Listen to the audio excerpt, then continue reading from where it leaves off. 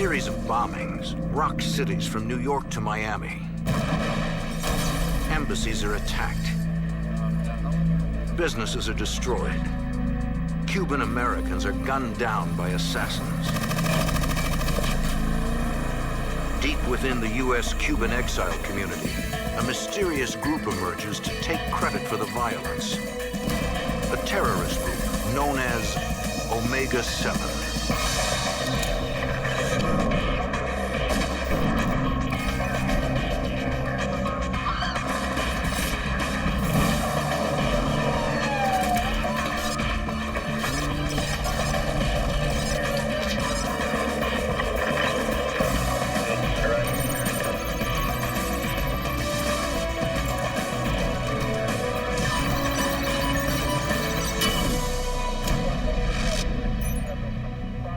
In the late 1970s, the FBI had a working knowledge of anti-Castro terrorists operating in the United States. But then a new group appeared, more violent and aggressive than their predecessors. I'm Jim Kallstrom, former head of the FBI's New York office. All agents had to go on was a series of chilling phone calls, a mysterious voice, and the threat of more violence.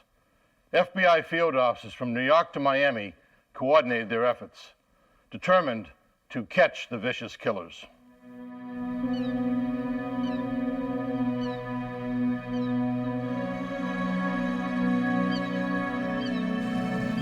New York City, the morning of June 6, 1976, uptown Manhattan. A massive bomb detonates at the Cuban mission to the United Nations. New York police and the FBI rush to investigate the explosion. I could actually hear the bombs go off from my apartment. Special Agent Larry Wack lives 3 blocks from the mission. He's on the scene in minutes. The devastation was unbelievable. My first reaction was, there's no way anybody walked away from this thing. And it turned out nobody got injured or hurt. Special Agent Wack examines the entrance of the mission. From the blast pattern, it looks like the bomb exploded directly in front of the door. He notices a security camera mounted overhead. Assuming that the guy walks up and sets it down at the door, he had to be on video. Agent Wack asks a Cuban diplomat for permission to look at the videotape. Videotape from your camera? Told us that we couldn't view it right away and that they would take a look at it and get back to me.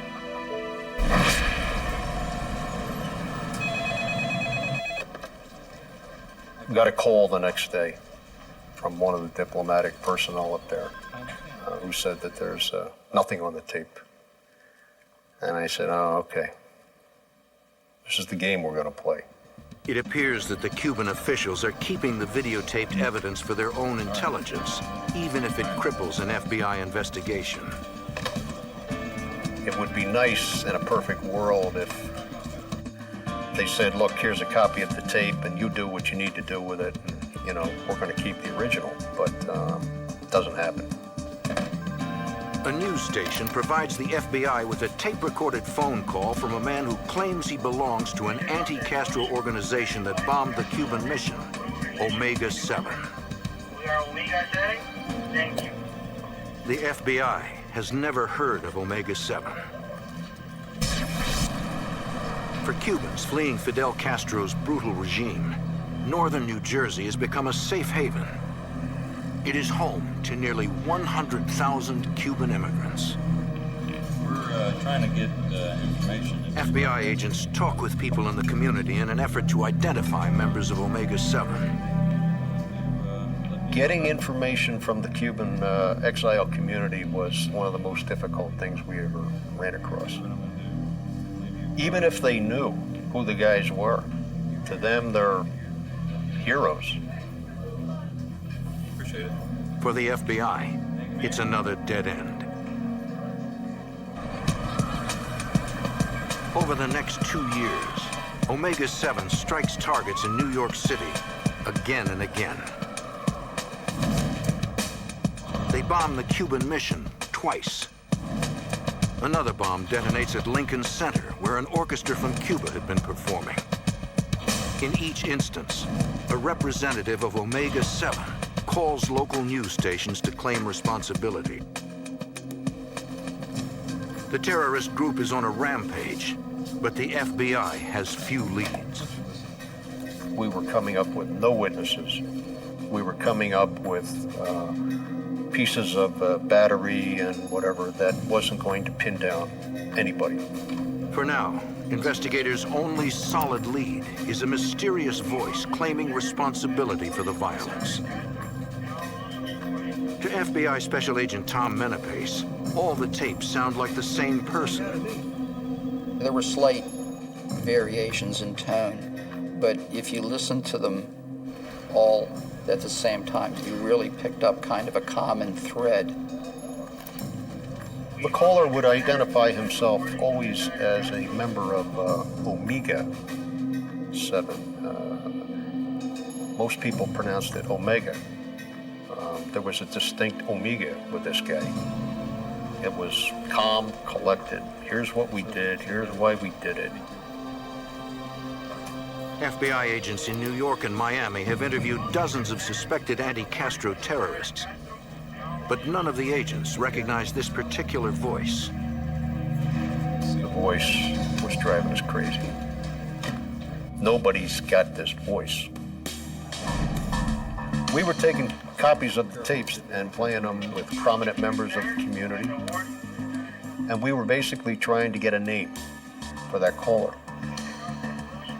But even those deeply involved in the Cuban community are unable to ID the caller. If there's not that immediate recognition, then a lot of times you get into an area where people are speculating. It's like, gee, it sounds like so-and-so, and you kind of know right there that, you know, they're stretching. Yeah, they're locals. Thanks very much for your help. All right, take care. Thank you. Investigators also play the voice for informants they know have connections to various anti-Castro organizations. No one has any idea who the voice belongs to. Don't recognize anyone. And still, the bombings continue. Northern New Jersey, March 1979. Omega 7 bombs the offices of a Cuban businessman in northern New Jersey. His name is Eulalio Negrin, an activist who helps reunite Cuban refugees with their families in the United States. At the scene, the FBI finds no witnesses and little evidence. Investigators believe the bomb is only a warning. If they meant to kill Negrin with a bomb, I would think that they would have used a more powerful device and known that he was there or put it on his car or something like that. That fall, more than 3 years after the original Omega 7 attack, another bomb explodes at the Cuban mission to the UN. The same mysterious voice calls news stations and takes credit on behalf of Omega 7. A month later, the terrorist group abruptly changes its pattern. Eulalio Negrin and his 12-year-old son leave their home.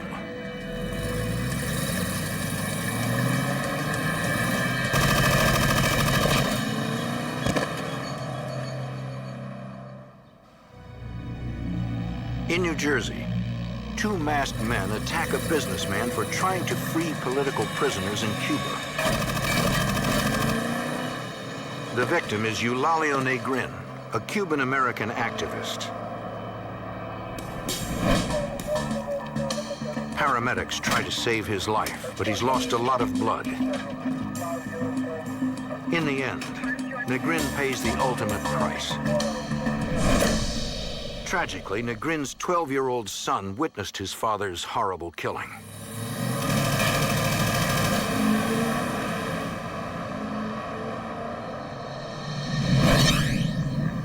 FBI Special Agent Tom Menapace must interview the grief-stricken boy.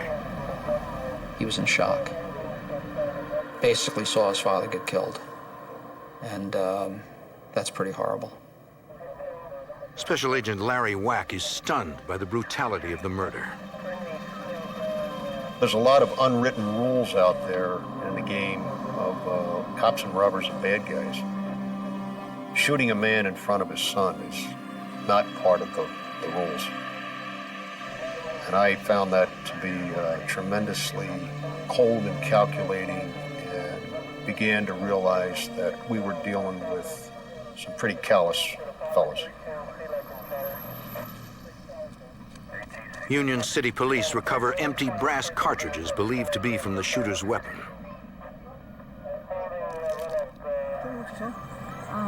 The FBI and police question area residents. Could you tell how many people were inside? You do a real intense neighborhood investigation, essentially tracing the path in which the car was seen fleeing.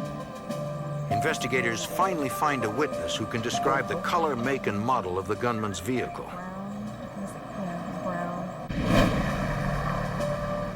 At the Newark FBI office, Special Agent Menapace listens to a news tape in which a voice proudly claims credit for Negrin's murder. The stakes are getting higher.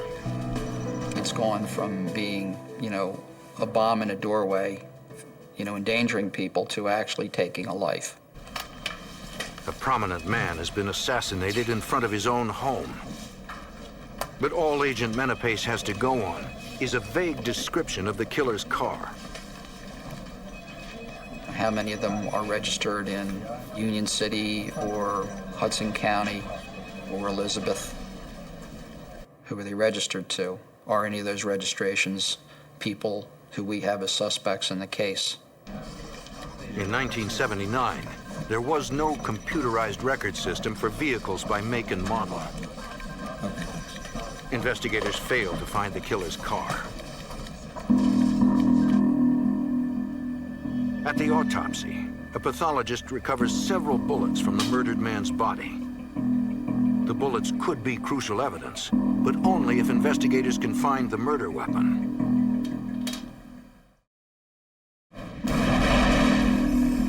A month later, December 1979, the Cuban mission is bombed again. The Soviet mission is also attacked for providing aid to Cuba. The blast seriously injures an NYPD officer. Yet again, the mysterious voice of Omega 7 takes credit for both bombings. Miami, January 1980. A bomb partially destroys a small cigar factory. This is the third bombing in Miami in a year. To the FBI, the pattern is familiar. Special Agent George Kaczynski is a bomb tech with the FBI's Miami field office. There was a tremendous amount of damage done, not just to the building, but to the cigars that were being manufactured there, which are manufactured by hand. As in New York, a representative of Omega 7 calls a local news station to take credit for the bombings. FBI Special Agent Tom Walzer believes the terrorists are trying to intimidate the shop owner, who advocates better relations with Cuba. The goal was ultimately to get to the attention of the Cuban community, but it was also to send a message to the individuals and businesses that had dialogue with the Castro regime, as well as to send a message to the island of Cuba itself. In Little Havana, a predominantly Cuban neighborhood in Miami, FBI agents and police continue to dig for clues. We have good access to Cuban leaders, to individuals in the community, as well as established sources that cooperate with the FBI and other law enforcement agencies, because the Miami PD has informants, Metro-Dade has them, FDLE has them, ATF has them. Despite their wealth of informants, the FBI comes up with nothing solid. Agents compare tape recordings of the Miami bombings with those from New York. They agree that it's the same person. As in New York, investigators play a tape for members of Miami's Cuban community. No one seems to recognize it. Manhattan, March 25th, 1980. FBI agents respond to a report that a bomb has been placed on a limousine belonging to the Cuban ambassador to the United Nations. Through interviews, investigators piece together what happened. When the chauffeur got the limo ready to take the ambassador to an appointment, he bumped the car in front of him. He got out to inspect the damage and found a shoebox wrapped in gray duct tape.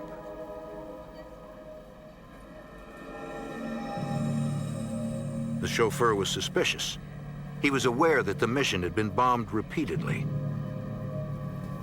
He put the box in a garbage can away from the mission and hurried inside to call police. When the NYPD bomb squad arrives, the chauffeur shows them where he put the suspicious device. But the garbage can is now empty. The officers realize the Department of Sanitation has made its regularly scheduled pickup. By now, the truck and the bomb could be anywhere in the city. In New York, a chauffeur finds a possible bomb underneath the limousine of the Cuban ambassador to the United Nations. He places the suspicious device in a trash can and calls the NYPD bomb squad. By the time they arrive, the device has been picked up by a city garbage truck. The bomb squad catches up to the truck. They question the driver, according to FBI Special Agent Tom Menapace. When they first ask him, you know, did you find something, a mechanical device in the trash? He says no. They're like, it might be a bomb, at which point he's like, it's in the cab. The driver had spotted a radio receiver inside the box. He was planning to take it home.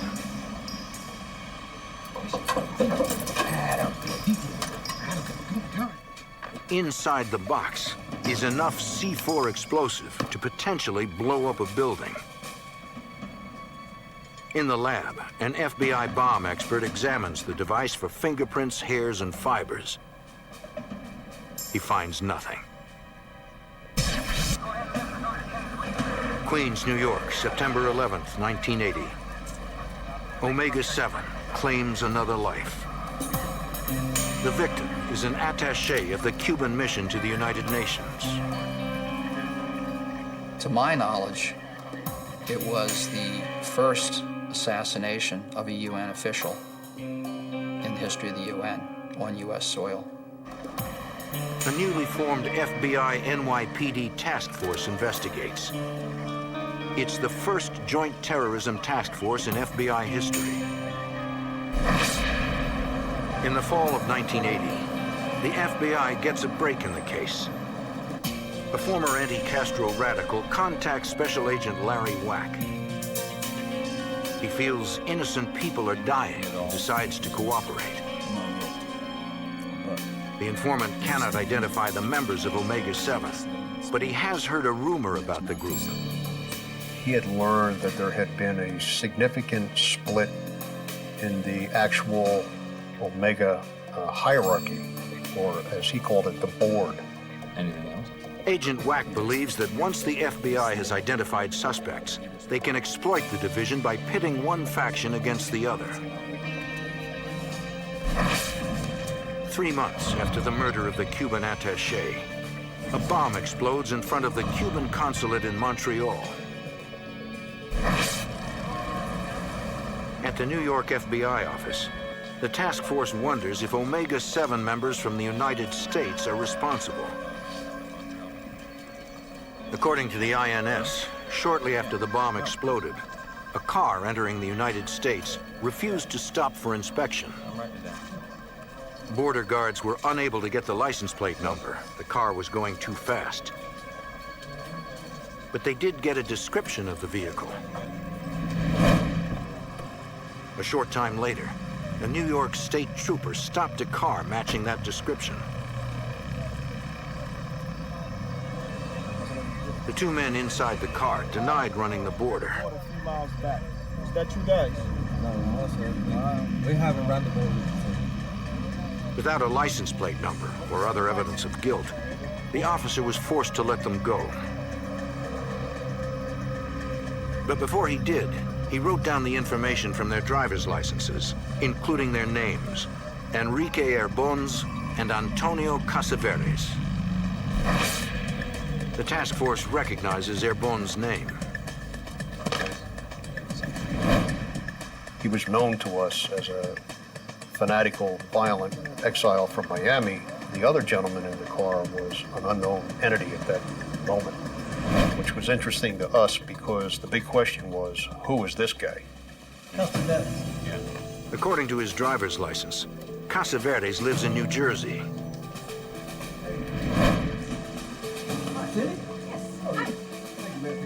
Agent Menapace visits his apartment complex to talk to his neighbors. They tell him Casaveres recently moved to Miami. Menapace plays a tape of the suspect's voice.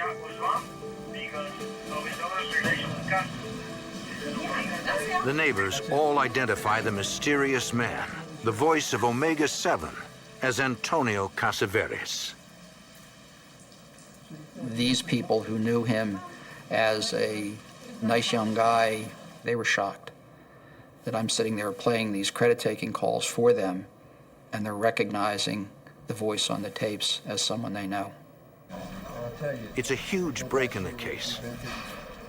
The task force immediately gets a subpoena for Casaveres' phone records and begins to analyze who he has been calling. It's like dropping a pebble in the water. The leads go outward because you see who he calls, and then you see who they called. We start to see heavy calling in times, in dates leading up to incidents, and then on the day of the incident, no calls. And then after the fact, calls. From the phone records, the FBI identifies 3 other likely members of Omega 7. They analyzed the credit card records of all 4 suspects. Among the charges are several automobile rentals. The car rentals were really one of the biggest things that really became of interest to us. Agents discover that some of the suspects had rented cars at Newark Airport just before the bombings and could have used them in the crimes. In fact, one man stands out because he had received a parking ticket across the street from the Cuban mission the same day that Omega 7 gunned down the Cuban attaché. His name is Eduardo Mazoras. Miami, September 11th, 1981. The bomb explodes at the Mexican consulate. Omega 7 takes credit. Hours later, a second bomb explodes at the Mexican consulate in Manhattan. Once again, Omega 7 claims credit.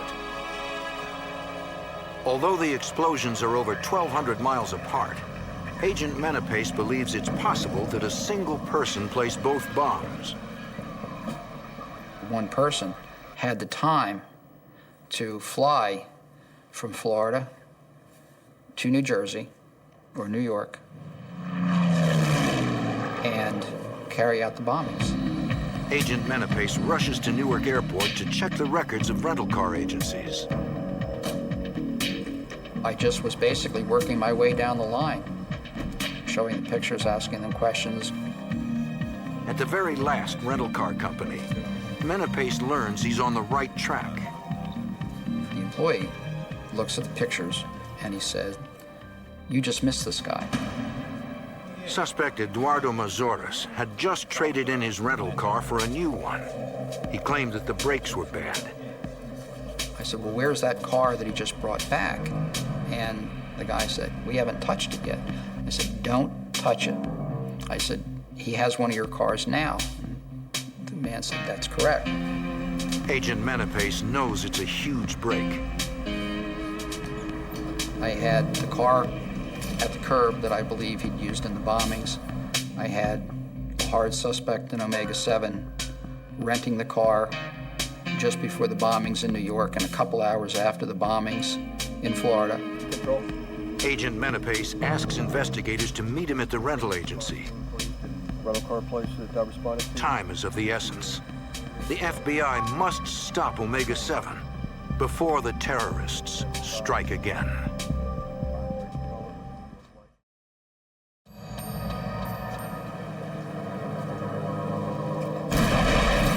Terrorist bombs explode at Mexican consulates in Miami and New York within hours of each other. The FBI believes Omega 7, an elusive group of Cuban radicals, used rental cars to drop off the bombs. Eduardo Mazoras, one of the FBI's prime suspects, has just returned a car at Newark Airport. Special Agent Tom Menapace calls in a canine unit to inspect the vehicle.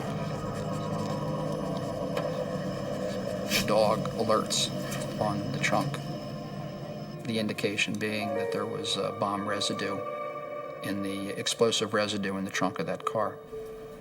Investigators know that Mazoras has rented another car. When he returns it, agents are waiting for him. How you doing, sir? Good, Horn.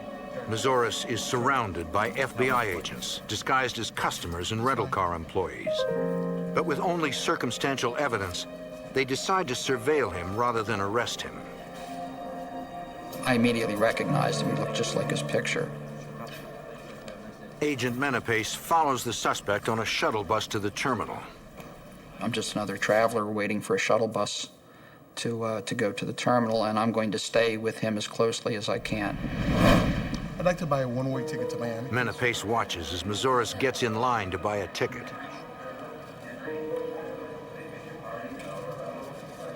And I'm maybe 3 or 4 feet behind him.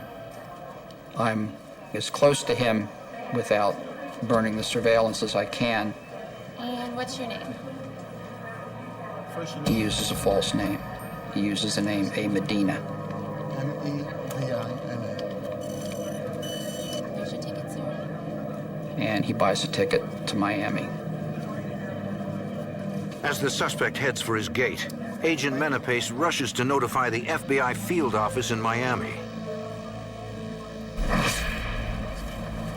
In Miami, FBI agents follow the suspect from the airport through the narrow streets of Little Havana and eventually to his house. The Miami field office obtains a warrant to wiretap Mazoras' phone. Special Agent George Kaczynski. We monitor 24 hours a day, and it's very consuming. It takes up a lot of man hours and a lot of personnel, and obviously they had to be bilingual.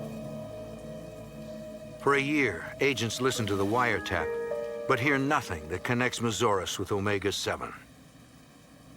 Everything we were doing was basically looking for a thread, looking for that break, looking for that piece of information that was going to get us headed towards, to go from theory to reality, to get to the actors. In the 6 years since the original Cuban mission bombing, the Anti-Castro terrorist organization Omega 7 has spread fear through more than a dozen bombings and 2 assassinations. The FBI is determined to bring the group to justice. On September 2nd, 1982, at the federal courthouse in New York City, prosecutors subpoena all Omega 7 suspects to appear before a federal grand jury. The FBI needs their statement on record before the statute of limitations runs out. But they have an ulterior motive. Knowing that Omega 7 is split into 2 rival factions, the FBI devises a scheme designed to pit one against the other. Agents arrange for the 2 factions to be in court on the same day. They watch as both groups meet in the hallway. It was evident to me in the courthouse, when we were all there on the same floor, that there was a lot of friction going on between him and them. There was a lot of animosity there. Agents want each faction to worry that the other faction may be cooperating against them. It could prompt some of them to make a deal. They certainly knew what they'd done, and they certainly knew who the members of the group were. And the fact that they're all there and we're all there is telling them, you know, without coming right out and saying it, the game's over. We're closing the circle on you guys. Most of the suspects assert their Fifth Amendment rights and refuse to testify. Only Eduardo Mazoras takes the stand. He denies everything. But 2 weeks after the grand jury confrontation, Agent Wack returns to his office to find a message from Eduardo Mazoras. Agent Wack returns the call immediately. He basically said, I want to come up to talk to you. Well, obviously, I'm not about to turn down that offer. So I said, well, when would you like this to be? And he said, well, I'm going to arrive within the next couple of days, and I'll reach out for you then, and we'll arrange to meet. Fine, I'll be waiting for your call.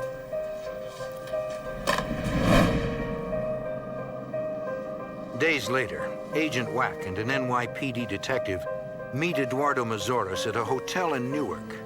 Heard you got some information for me. He was very well-groomed, and you'd think you were sitting there talking to, a New York City businessman about a deal coming up.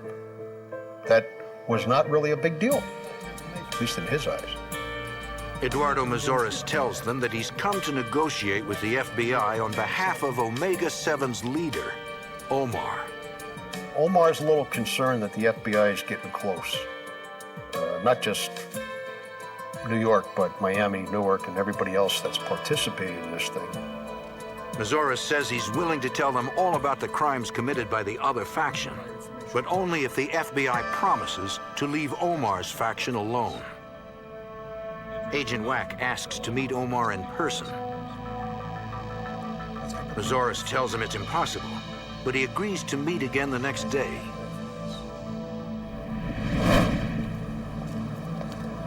Agents suspect that Omar does not exist. Agent Wack fears that he could be Omega 7's next target. The first thing we did was look under the car we were driving, because at that juncture, I had no idea what this guy was up to. Possibly this was some sort of a setup. So we checked the car for a bomb pretty close when we left.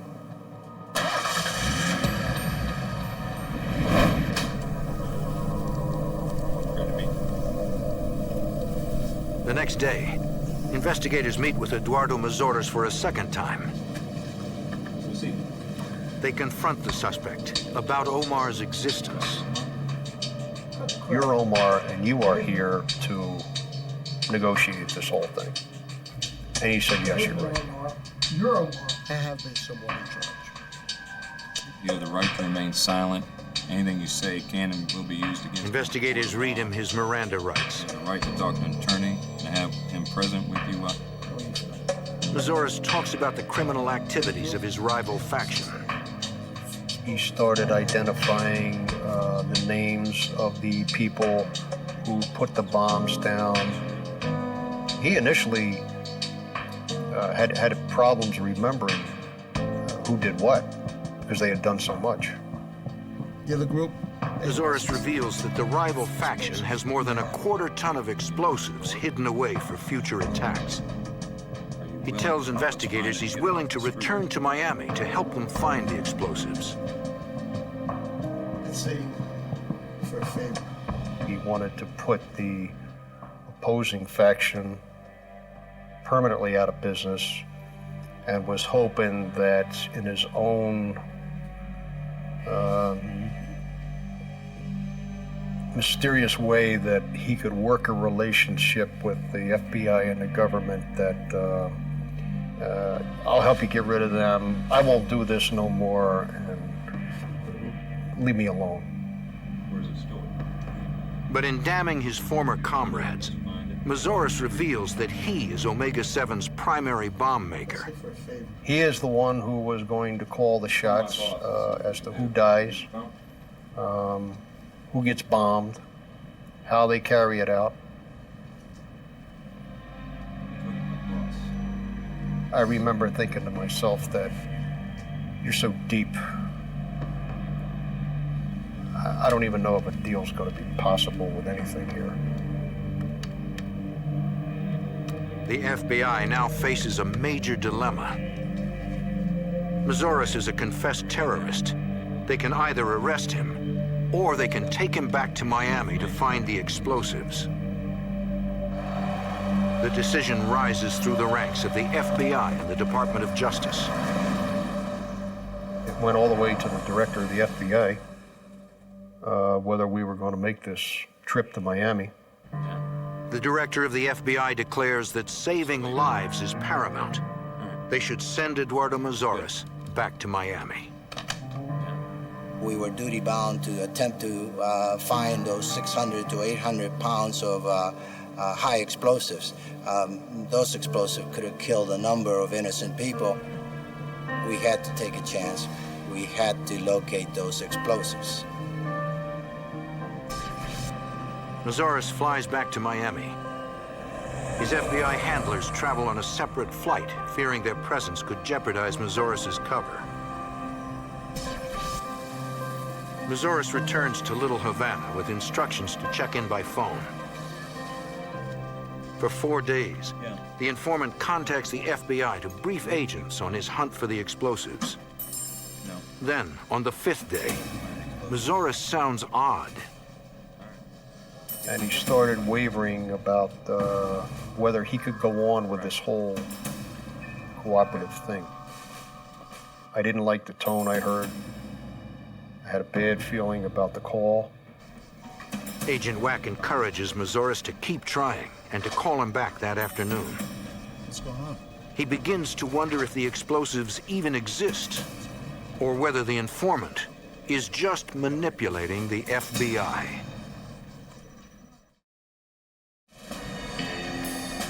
The FBI NYPD task force is in a difficult situation.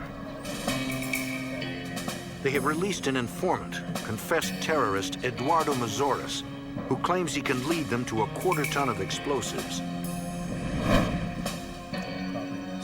But now agents begin to doubt his intentions. The informant is acting strangely.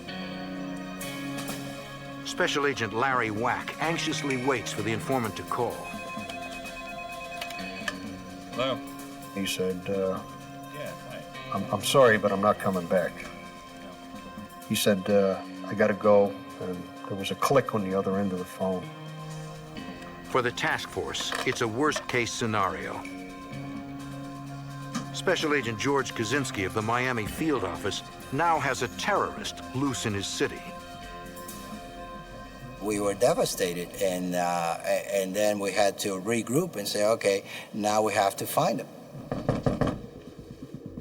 Armed with federal warrants, the FBI finds and arrests Mazoris's colleagues. Up against the wall, hands on your head, right hand down. They include Antonio Casavetes, suspected of bombing the Cuban mission in New York City. You have the right to remain silent. Anything you say can and will be used against you. FBI agents search for Mazoris in Cuban communities in Miami and throughout the United States. FBI Special Agent Tom Walzer. He was out there as a fugitive on limb. He had been identified, but he was still in charge of the group. 2 weeks later, Special Agent Larry Wack receives an unexpected call. FBI. It's Mazoris. And I was shocked. I was absolutely caught off guard with this phone call. And basically, he starts apologizing for taking off. And I think he felt truly bad that he ran out on us. And when he said he was sorry, I really believe he was. All right. But he was also calling because he was trying to find out, what are you guys going to do with these other guys who did the murders and so on and so forth? And where is that going to leave me? Meet you. Agent Wack devises a plan to trap the fugitive. Call me at home. He tells Mazoris to call him at home. I gave my home phone number with instructions that if he had to call again, call collect. Call me later at my home. I didn't want to have him in a phone booth calling and all of a sudden run out of quarters and have to hang up. All right. Investigators set up a trap and trace on all calls to Agent Wack's home. At the very least, they will find out whether or not Mazoris is still in Miami. Days turn into weeks. There is no word from the fugitive. Then, a month and a half later, Agent Wack receives a call. It's him. I had to have my wife find a neighbor who was awake at 2 in the morning, use their telephone to call the New York FBI office to make notifications down to Miami and to Miami Telephone Company. No, it's okay. Go ahead. Agent Wack tries to keep Mazoris on the phone long enough to trace the call. Okay. Miami FBI agents speed to Little Havana. The call is coming from a payphone.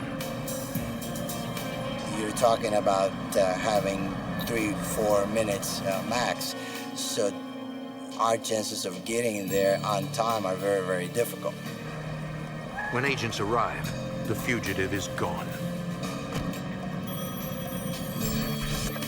Hello? Over the next 8 months, Eduardo Mazoris calls Agent Wack at home more than a dozen times. All right. No, go ahead.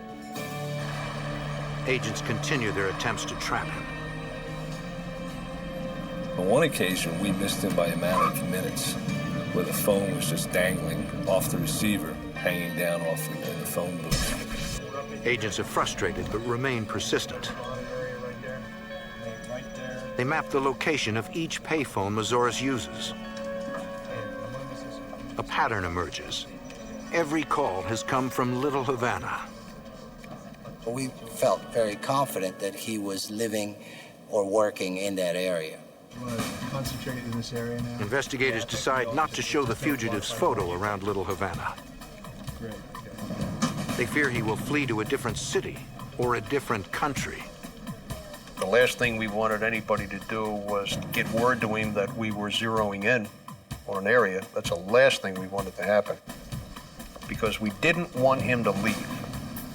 If he left, we were in big trouble. Agents do reach out to their most trusted informants in the area, but nobody has seen Eduardo Mazoris. They suspect the terrorist has gone into hiding. Escalates?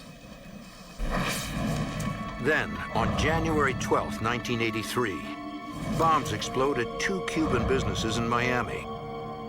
A third bomb is found unexploded. Omar, aka Eduardo Mazoris, takes credit for the attacks. It was bad enough he's on the run. Now he's bombing again. And our first reaction was, my God, if this guy kills anybody, we'll never live with ourselves. Larry Wack. The next night, Agent Wack receives a call. It's Mazoris. The first thing out of my mouth was, did you do that thing last night? And he said, yeah. Yeah, you know, I just wanted to let you guys know I was still around and let the other side know I was still around and keep the enemy at bay, the enemy being Castro. Wack tries to keep Mazoris on the phone as long as possible. He's worried by what he hears. I could tell he got a lot of enjoyment out of doing it. And that made me very nervous, because he was going to get more enjoyment as the days went on if he didn't get caught. The FBI needs a better plan to trap Mazoris before more innocent people are killed.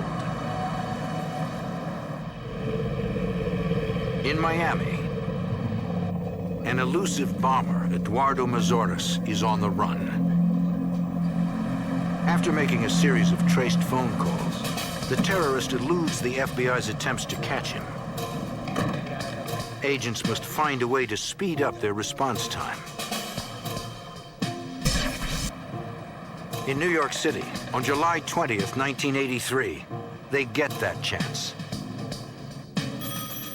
FBI Special Agent Larry Wack gets a call in the early morning hours. Larry Wack. It's Mazoris. Eddie. Agent Wack's wife notifies the FBI to set the trace in motion. FBI agents in Miami speed toward Little Havana, waiting for word on the caller's exact location. Well, I think if you're still willing, there's probably a way. Agent Wack tries to keep the fugitive on the phone as long as possible. I kept wondering, where is everybody? Where is everybody? Why haven't they gotten him yet? I'm almost running out of things to talk about. Right. All right. Mazoris hangs up. Bye. The FBI has lost him. Moments later, an agent arrives at the payphone. Mazoris is gone. The agent notices a man resembling Mazoris enter an apartment a block away. FBI Special Agent Tom Walzer. We were very excited but guarded. And based on the location where he saw this individual go into, we had our hopes up. The FBI watches the apartment all night, but no one comes out. The next day, agents knock on the landlady's door. They show her a photo of the fugitive and ask if he lives there. She looked at the photo and said, yes, that's it. Right over at that house right there. I see. Would you have a few minutes? Rather than provoke a violent confrontation, the agents asked the landlady to call her tenant outside. She knocked on the door and asked for him to come to the door in Spanish. FBI, outside! Outside! Get out! He was in complete shock when he saw us, a group of agents armed. He was very surprised, and he was placed under arrest. I'm in the kitchen, guys. Inside the apartment, agents find the tools of the terrorists' deadly trade. He had numerous weapons, silencers, Omega-7 stickers, vests, other paramilitary paraphernalia, bomb components. Agents also find remote control devices and half-built timers for setting off bombs. I think that he was preparing to conduct terrorist activities because those timers were at different stages. We felt very gratified that we were able to stop it before anybody got hurt. The federal jury convicts Eduardo Mazoris of bombings, conspiracy, and the murder of the Cuban mission attaché. He is sentenced to life in prison. Other members of Omega-7, already incarcerated, plead guilty to conspiracy to murder a foreign official and conspiracy to bomb property of a foreign government. They are sentenced to 10 years in prison. And I think it sent a message to the exile community that, look, we understand you're anti-Castro and you hate communism as much as most of us, but I got bad news for you, pal. You're not going to bring your methods to our streets. The successful conclusion of the Omega-7 case in the summer of 1983 does send a message. It brings an end to anti-Castro terrorism within the United States.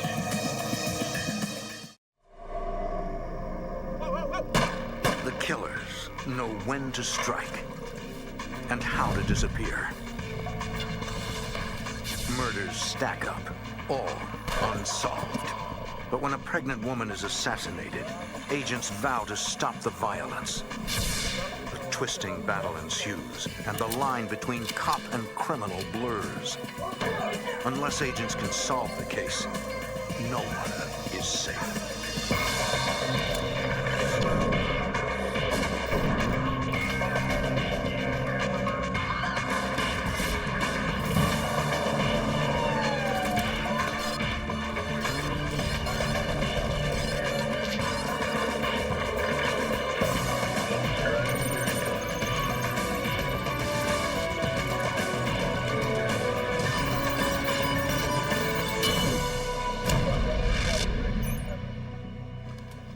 In the 70s and 80s, a gang of thugs wreaked havoc on the island of Puerto Rico. Organized, experienced, and deadly, they seemed beyond the reach of the law. I'm Jim Kallstrom, former head of the FBI's New York office. As a U.S. Commonwealth, Puerto Rico falls under the jurisdiction of the FBI. Agents discovered the gang was run by corrupt cops, men sworn to protect, now out to kill. The fraternity of law enforcement was splintered and at war.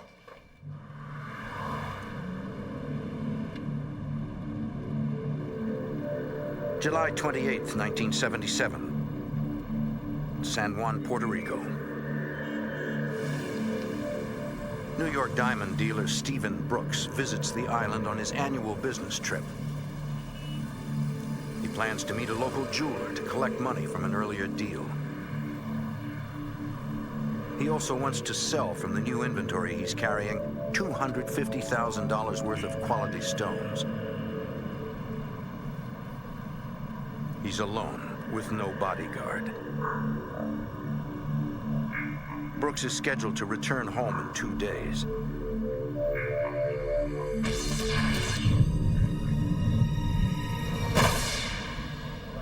On July 29th, Puerto Rico police respond to the discovery of a body outside the city. It's an adult male shot with a .38 caliber gun, then burned severely. There's no driver's license, and because of the fire, a visual ID is impossible. Police find no other clues and bury the murder victim as a John Doe. 4 months later, media coverage prompted by Brooks's family helps police realize it was the diamond dealer's body they found. The murder is part of an alarming trend. In the last few years, at least 2 other U.S. diamond merchants have been killed in Puerto Rico. Special Agent Fernando Candelario. We had transportation of jewelry by individuals coming in from New York specifically. Ended up in Puerto Rico. These individuals were kidnapped. Their bodies were found later on.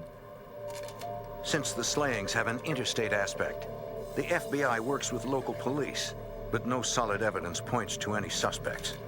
The agents would communicate with their counterparts at the police of Puerto Rico to see if the police of Puerto Rico had developed any leads. But with no leads reported, the cases grow cold.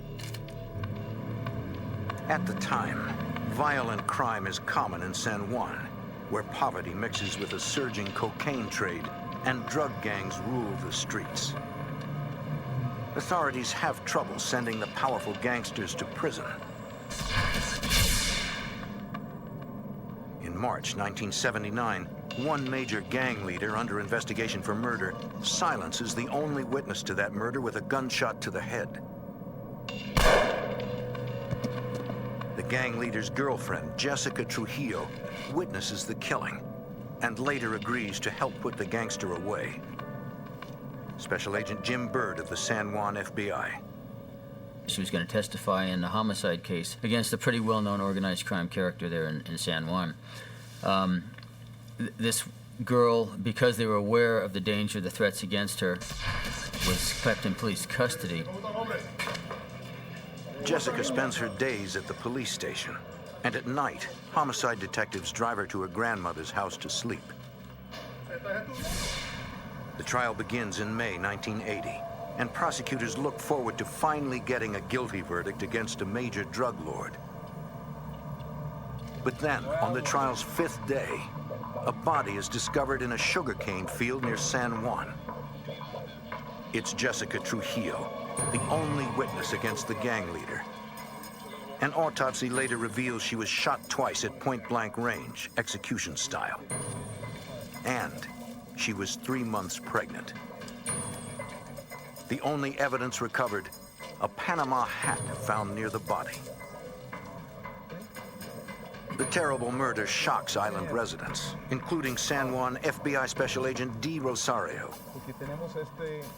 Jessica was very well known in the news media. It was well known that she was going to testify against this other individual whom she witnessed murder another man.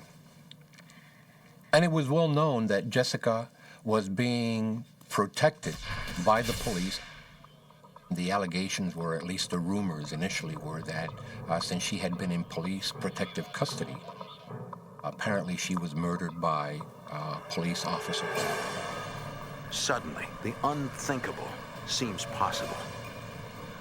The Puerto Rico Bureau of Special Investigation, known as NIE, works potential police corruption cases. They ask the FBI for help. It was a matter of trust. Whom do you trust? And the NIE thought it better to trust the FBI than to go to the police department itself and try to find someone there that they could really trust to conduct this investigation. FBI and NIE agents interview the detectives in the homicide division and are stunned when no one claims to remember who had custody of Jessica the day she was killed. No cooperation was obtained at all. None of the investigators were going to talk at all about this thing. It's an ominous turn.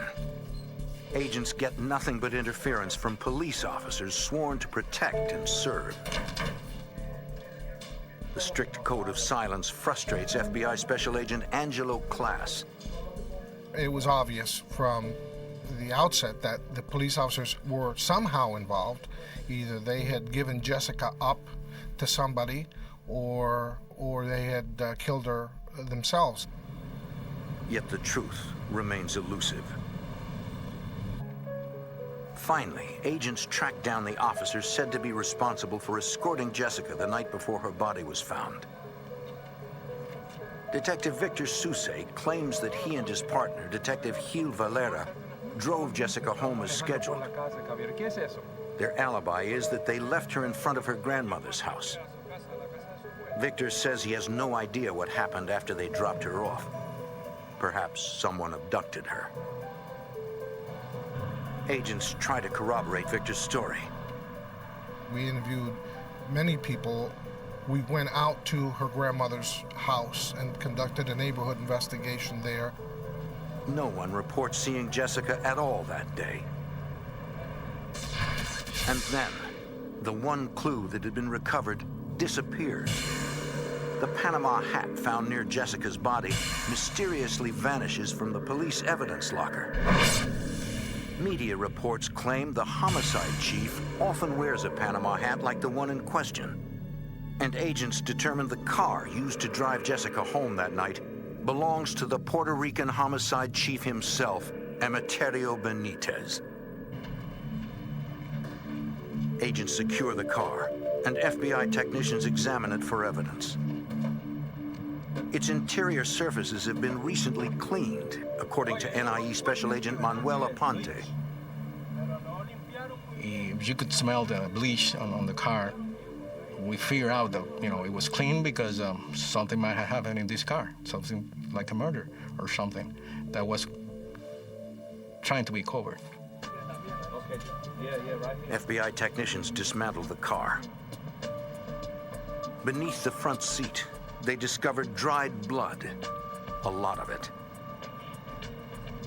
More blood appears beneath the dashboard and behind the passenger door panel. The way the blood was distributed in the car, we believe that a person had been killed in that car. Technicians also find ballistic evidence, marks that appear to be from a bullet discharged inside the car. At the FBI crime lab, examiners compare the dried blood to samples taken from Jessica at autopsy. But there's a problem making a match. Back then, we didn't have DNA. So the only thing we could say was it was the same type of blood as Jessica's, but we couldn't say that that blood came from Jessica. When agents question Emeterio, the homicide chief calmly explains he bleached the car's interior after transporting a dead animal in the back seat. He says the bullet marks came from an accidental weapon discharge months earlier. He has no idea how the blood got there and explains dozens of people have access to his car due to a tight departmental budget. His car was used by almost everybody in the homicide division. Whenever they were short of cars, they would use his car. He would lend it out. so that we couldn't know for sure who might have been in the car. We didn't have enough physical evidence. Circumstantial, yes, but not physical. And when we charge somebody, we really want to go with a case that we're extremely confident in, that we're going to be successful in its prosecution. So we didn't want to take a chance and not be successful by prematurely charging anybody with a crime. Suddenly, instead of one suspect, agents have dozens, and still nothing solid to act on. Somehow, the agents of the FBI and NIE have to break through a wall of silence to get to the truth. In 1980, FBI and Puerto Rico NIE agents suspect corrupt cops were somehow involved in the death of Jessica Trujillo, a government witness murdered while under police protection. Evidence suggests the shocking possibility that Jessica was killed in the car of homicide chief Emeterio Benitez. But it's not enough for an arrest, especially with such a high-level suspect, according to FBI Special Agent Jim Byrd. I mean, there was some circumstantial evidence, but again, this is not a guy with a criminal background. This is the head homicide investigator for the whole San Ramon metropolitan area. You can't just say, we think you did it, you're coming with us. The case wasn't going to be solved for some time. Because they're investigating cops, and they're not certain who they can trust, Special Agent Angelo Class and the rest of the team cannot allow any leaks. When we started, we were given our own room, and nobody was allowed back there unless you were working on the case. The agents desperately need someone on the inside. They check into the detectives who allegedly drove Jessica home. Gil Valera and Victor Suse. We kind of profiled them a little bit. We asked other agents about them. We found out more about these two individuals. And we felt like of the two, the more serious individual, the better cop, if you will, of the two was Victor. And so we decided we were going to appeal to that goodness inside of Victor. At the time, Victor is finishing up his regular National Guard training in the U.S. Agents are ready when he comes back. So we intercepted him at the airport, and we told him we wanted to talk to him, and we took him voluntarily to an apartment that we had rented as a safe house. The agents need to get Victor to turn informant. It won't be easy. He started denying having any involvement in anything. We had the wrong guy. NIE Special Agent Manuel Aponte appeals to Victor's sense of honor. I told him, well, listen, if you didn't kill Jessica, I want you to help me out, find out who were the murderers. And you're a homicide detective? I'm not a homicide detective. And you're one of the best homicide detectives. And in fact, he was. So I need your help. They let him know now is his only chance to save himself. The idea was, if you don't cooperate with us, we will conduct the investigation, we probably will charge you and convict you, and you will lose your family, you'll certainly lose that rank that you're wearing, you will go to a federal penitentiary, and the only way you can avoid this is by coming clean and telling us and cooperating with us. They assure the detective they will protect him. After several hours, Victor finally agrees to cooperate. He admits lying earlier. He had not driven Jessica home that night as he first reported. He was told to say that by the chief, that he and the other agent did not take her home. He doesn't know who took her home. Victor claims many detectives are involved in a host of criminal activities. They call themselves El Muerta Escuadra, the Death Squad. He started naming people and crimes, and we were taking notes, and I mean, for days. Through a series of interviews, the full scope of the corruption becomes apparent. Within the first 10 to 15 debriefing sessions with Victor, we had probably identified about 65 individuals, mostly police officers, that were involved in crime. But they also there were some lawyers and some business people. We decided we would then group to find out who was involved in criminal activity with who, and what kinds of crimes they were involved in. And then when we had all these groups, it appeared as if though we were dealing with 19 different groups. Special Agent D. Rosario helps identify the corruption's epicenter. The majority of the officers that were involved in corrupt activities came from a specific division within the police department known as the Criminal Investigation Corps, the CIC.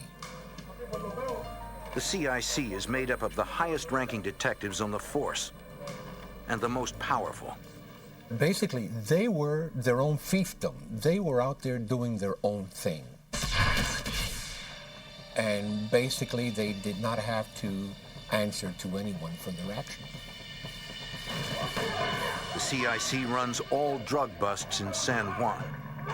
They became very powerful, and so they began to develop a lot of sources of information and informants out on the street. According to Victor, those sources became collaborators in a series of armed robberies, kidnappings, even murder for hire. Drug dealers are easy targets for the death squad.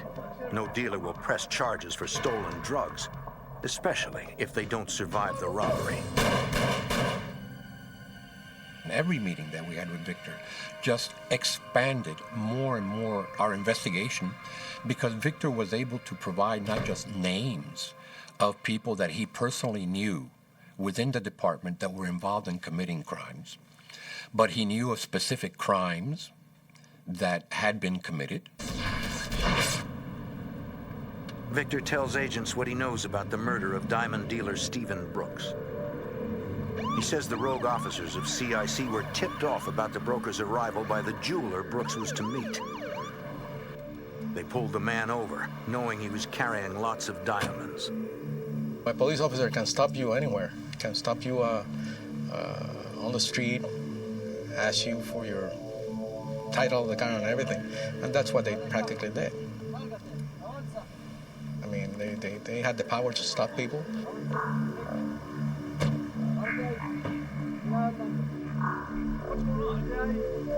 The trained officers made sure there were no witnesses.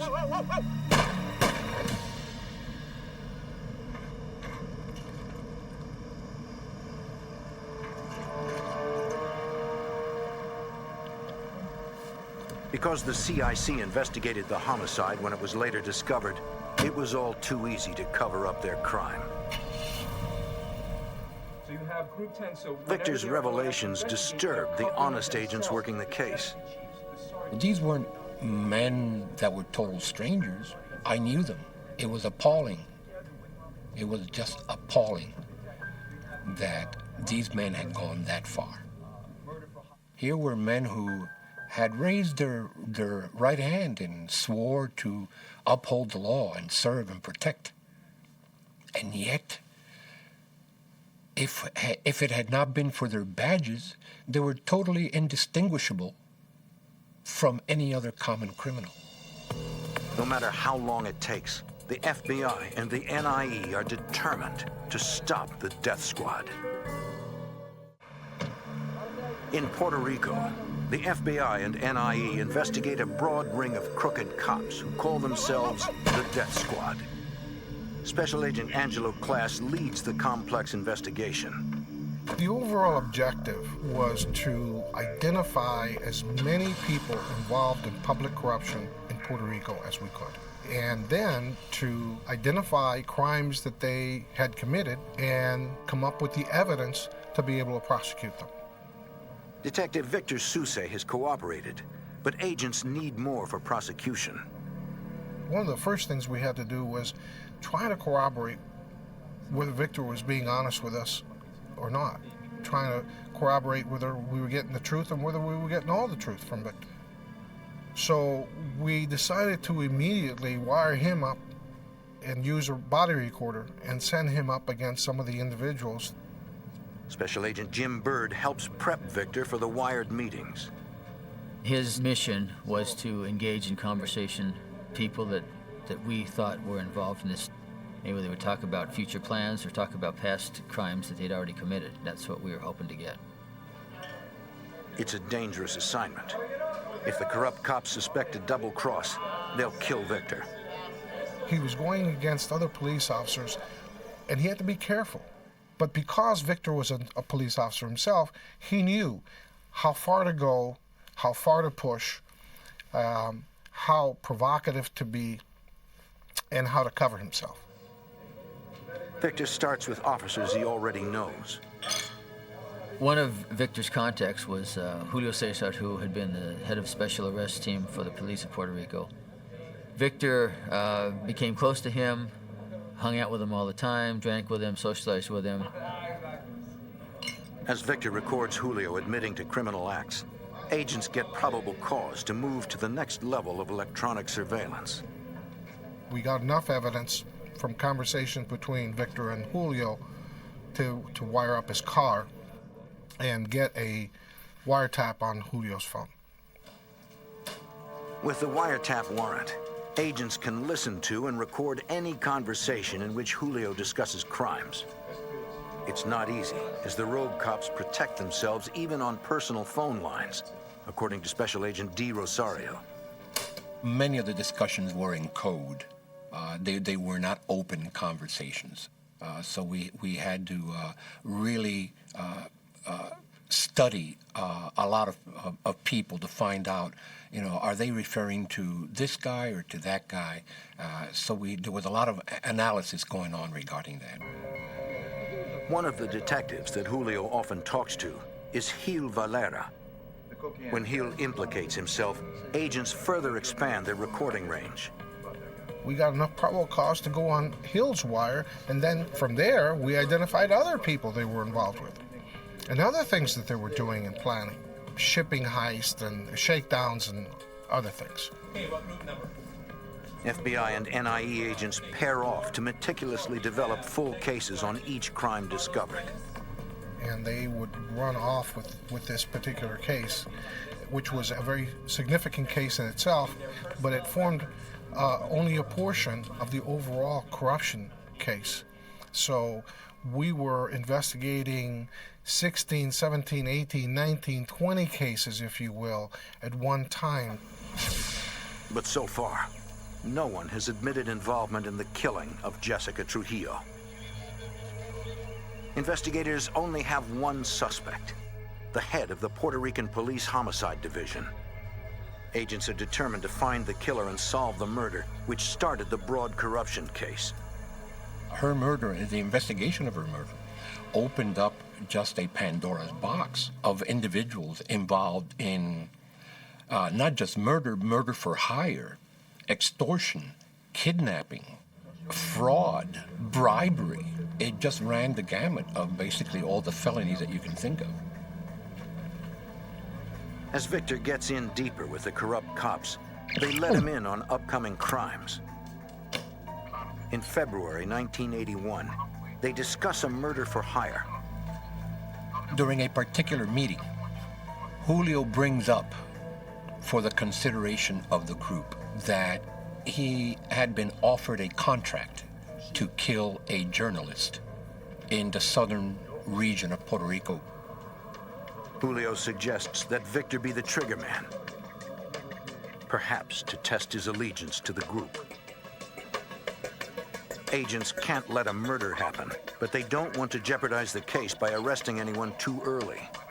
It was finally decided that the best course of action was to contact the journalist directly, tell him that there was a threat on his life, that we were working on it, but that we needed him to be out of Puerto Rico and out of harm's way. The journalist disappears for a month. Which gave us enough time to then, through Victor, convince Julio and the rest of the group that killing a journalist was not a good idea. In fact, it was a stupid idea. And the amount of heat that it would bring down upon them and others would be untenable for them, and they really should rethink this contract thing. And that's exactly what happened. Convinced that killing the journalist would bring too much publicity, Julio calls off the hit. Every word is recorded, helping to build the case. We had microphones inside Victor's car, so whenever anyone was in his vehicle, we also would record their conversations inside his vehicle. Despite months of investigation, agents are far from their ultimate goal, to arrest and convict every corrupt officer. Victor just didn't have access to all of the people that we needed to get information out of. There were still huge holes. We were just barely beginning. And for those of us who were involved, we knew this. We knew this was going to be a long-term deal. And we had no illusions that it was going to be quickly resolved. One of the players Victor is not close to is Detective Alejo Del Monte, head of the CIC. Agents believe he is the most powerful man in the organization and the most untouchable. He was an extremely intelligent man, and as far as being an investigator, was perhaps one of the best, if not the best, homicide investigator that they ever had in that police department. That was who he was. Still, agents vow to dismantle the death squad, from the foot soldiers all the way to the top. In Puerto Rico, the 1980 murder of Jessica Trujillo prompts an FBI investigation into a ring of crooked cops. As agents learn of alleged crimes, case agent Angelo Class holds off on making individual arrests. There were so many people involved that it would have been good for that particular case, but it would have been detrimental to the overall objective, which was to identify as many people as we could that were involved in corruption in Puerto Rico. Special Agent Jim Bird. The other thing was, we still didn't have enough to make an arrest in the Jessica murder, or in any of the other murders or other suspicious activity that we thought could be tied back into police corruption. We just weren't there yet. Detective Victor Sousa is turned informant against the death squad. In April 1981, he learns the group intends to rob the Puerto Rico Power Authority. As a diversion, they plan to detonate a bomb at the back of the complex, then storm the front office. The hit is scheduled for when the most cash is on hand, according to NIE Special Agent Manuel Aponte. They somehow had the insight that at that time there was going to be a lot of money there and wanted to go over there before the armored cars come to pick up the money. Fearing that somebody was going to go in with guns blazing and take over this place, we had to intervene. But agents can't reveal their investigation. They have to use stealth for fear of tipping off the cops. They need to come up with a ruse. On the day the strike is to take place, Victor covertly contacts the FBI and tells them it's going down. Agents call the Power Authority and tell them about the bomb threat. As the death squad moves out, so do dozens of regular officers to search for a bomb. When they got there, the place was crawling with cops, so they didn't pull it off. And so we'd won one victory on that one crime for at least we bought one day. After more than a year, agents have good cases on several members of the death squad. But they still have nothing on Alejo Del Monte, the gang's alleged leader. Then, Victor announces a big break. We were informed that Julio Seis had invited Victor to travel down to Caguas, a nearby town, and meet with Alejo, which was a big breakthrough for us. We wanted Victor to try to get a recording of Alejo. Hopefully they'd be talking about some kind of corrupt activity. From what I see here, Victor wants to record the meeting, but agents worry Alejo will find any wire. Victor had gotten so comfortable with wearing that body recorder that he actually fought us on it. He argued. He wanted to wear the body recorder. And we won out. Basically, we just said, no, you're not going to wear this body recorder. In December 1981, Victor and Julio travel to Alejo's home. Though Victor cannot record the meeting, agents need him to witness Alejo discussing criminal acts. As predicted, Alejo is cautious of a wire and discreetly pats down Victor. What Alejo was trying to do was to find out a body recorder. Thankfully, this night, there is none. If he had been wearing the body recorder, he would have been found out that same night. Alejo takes Julio inside to talk in private. Victor and his handlers fear he's been made as an informant. The fear is verified on the way home. Went in their car back to San Juan. He mentioned, you know what Alejo told me? That you may be working with the federal government.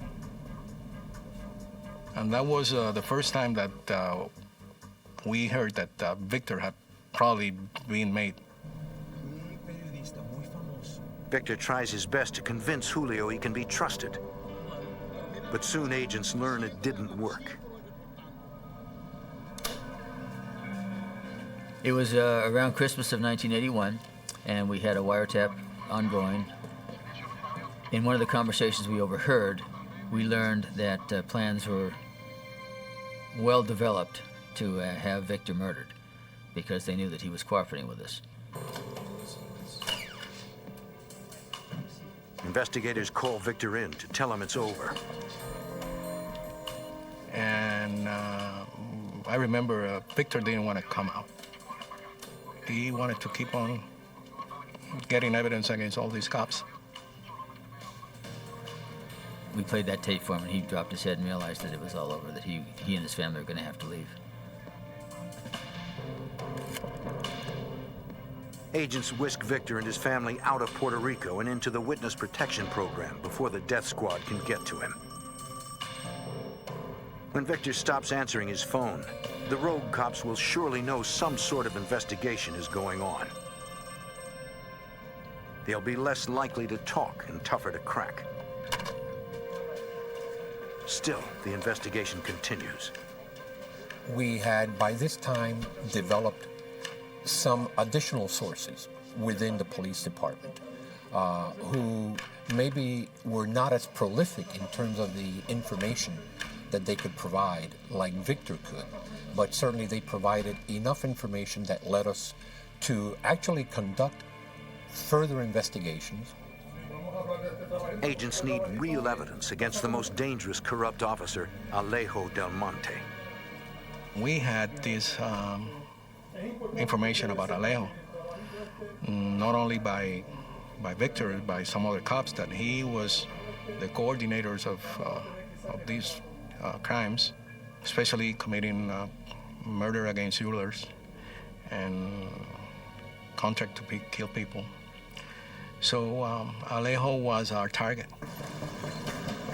So far, they have nothing solid against the leader Alejo, but they are about to get it. September 1st, 1982, 2 years into the investigation. Mario Ramirez is driving home after work from his father's jewelry store. He has no idea his world is about to come crashing down.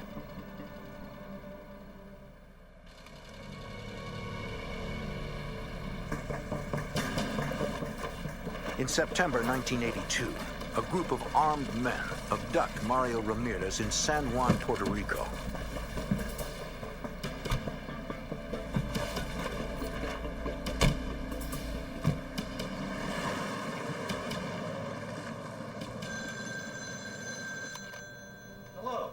That night, Mario's father receives a call. The man on the line says they've kidnapped Mario for a $500,000 ransom. He says he'll call again with instructions, and they'll kill Mario if anyone calls the police.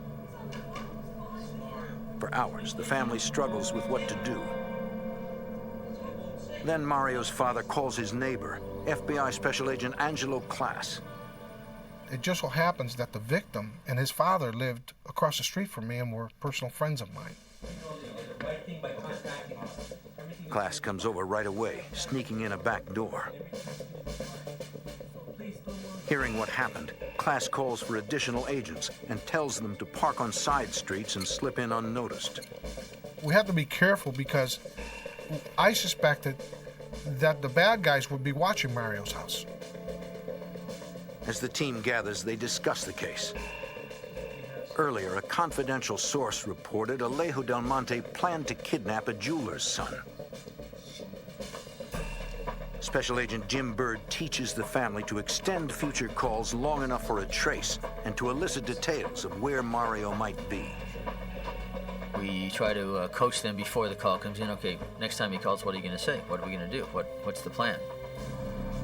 What they don't tell the family is that if the death squad is responsible, Mario may never come home. We thought from the very beginning that based on what we knew about the people involved, that Mario most likely was going to be killed, whether they got the money or not. The chances that he would survive this ordeal were not great.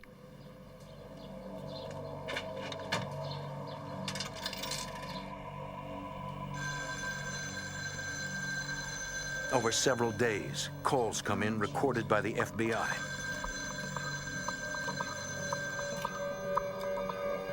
Stalling for time, Mario's father says he can't come up with all the money. The caller lowers the ransom to $224,000 in cash and jewelry. Mario's father tries to keep the man on the line, but the kidnapper knows exactly when to end each call.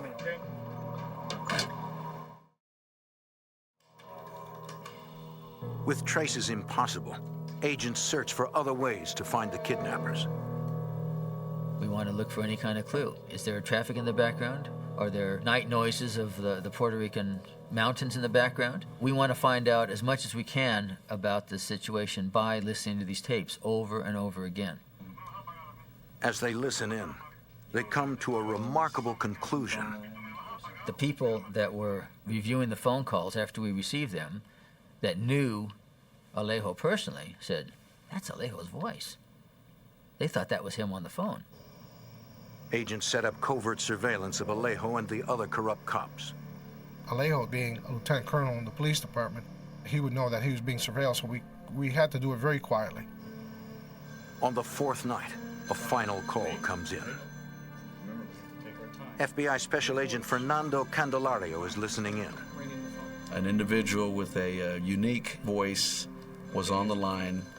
He was very specific as to where he wanted the family to drop the money off.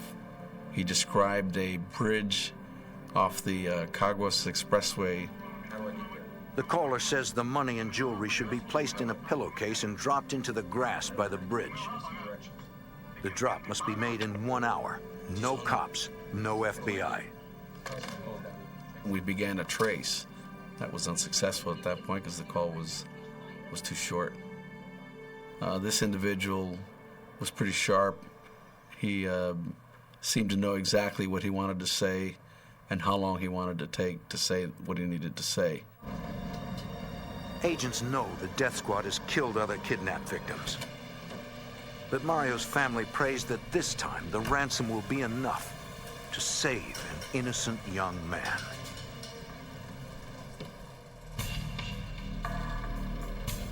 The FBI and Puerto Rico's NIE believe a gang of rogue cops known as the Death Squad have kidnapped Mario Ramirez.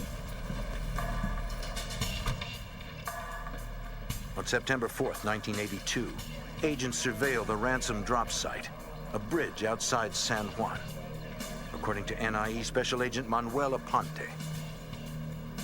We had a couple agents nearby that place, and they sneaked down to that road, far away, and just stayed over there in the bushes.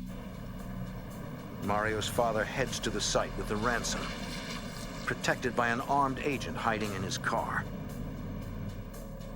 FBI Special Agent Fernando Candelario helps coordinate the rescue attempt. We had an aircraft in the air to assist. You'd be surprised how quiet the plane could be. This was at night. We could fly with lights out, so the kidnapper's not even going to see the plane in the sky. Dozens of agents conduct ground surveillance, trying to remain invisible. With everyone in place, Mario's father makes the drop by the bridge as instructed.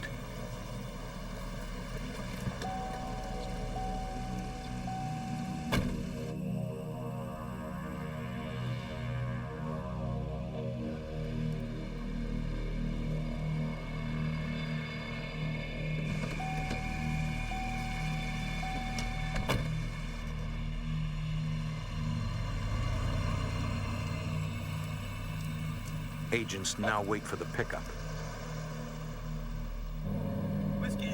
Soon the pilot spots a vehicle approaching. The plane observes the vehicle park near the bridge. An individual exits the vehicle. The individual apparently found what he needed to find, the package containing the money. Returned to his vehicle and drove away.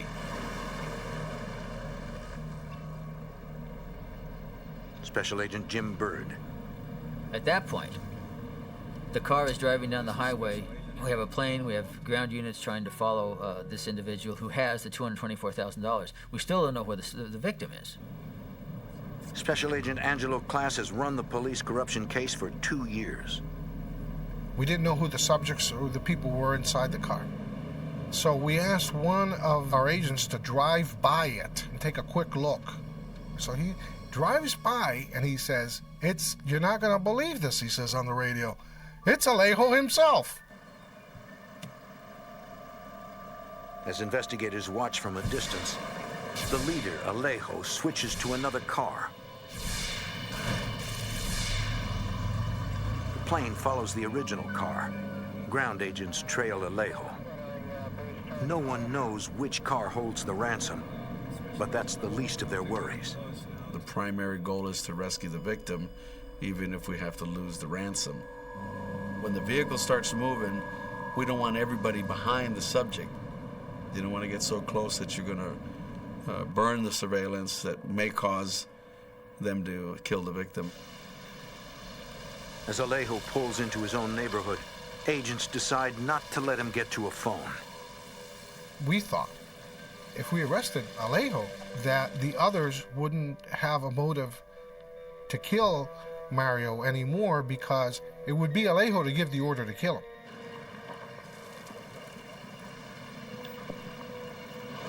At the suspect's house, the agents move in. FBI, let me see your hands. Special Agent D. Rosario calls in a warning. Put your hands up. I got on the radio and I said, be careful.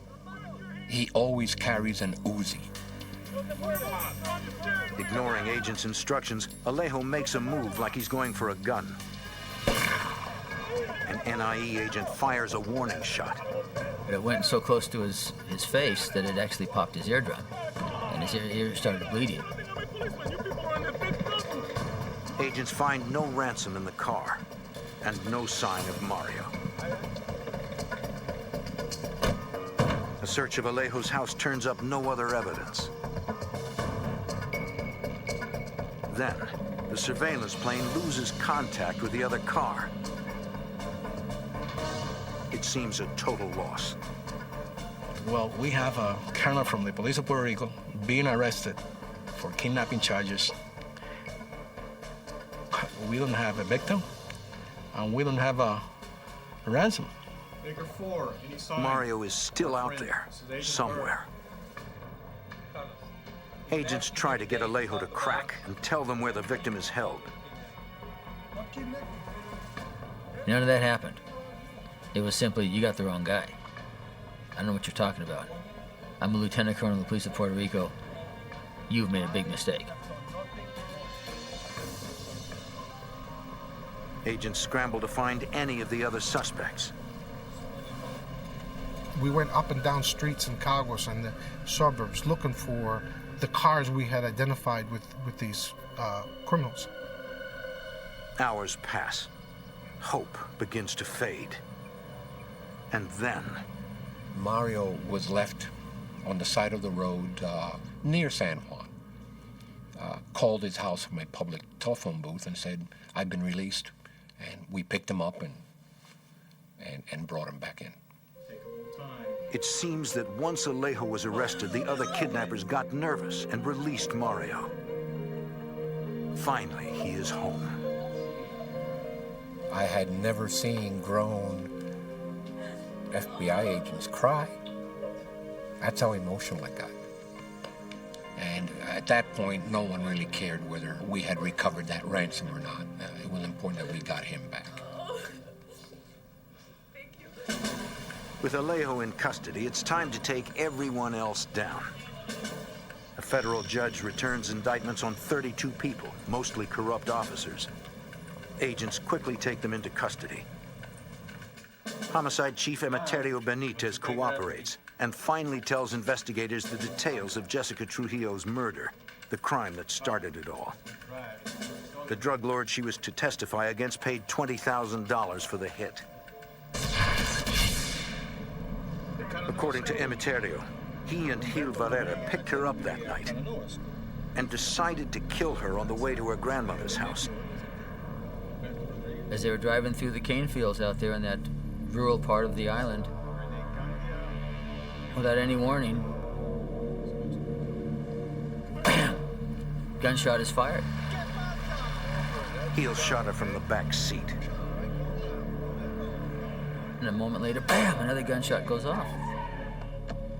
They stopped, took her out, threw her in the sugarcane field, and drove off. Later, Emeterio realized Jessica had playfully pinned his own police ID on her shirt.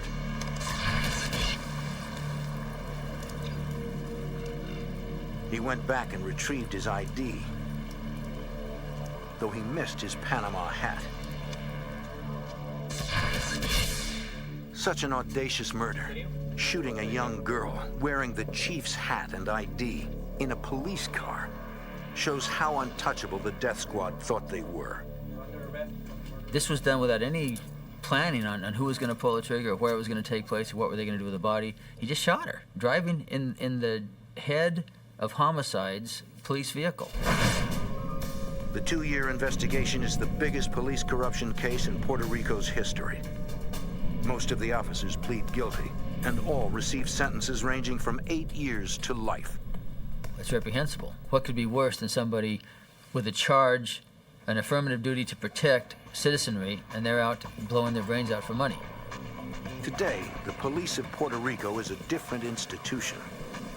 The rebel CIC division has been disbanded, and the citizens of Puerto Rico can once again trust the men and women sworn to protect them.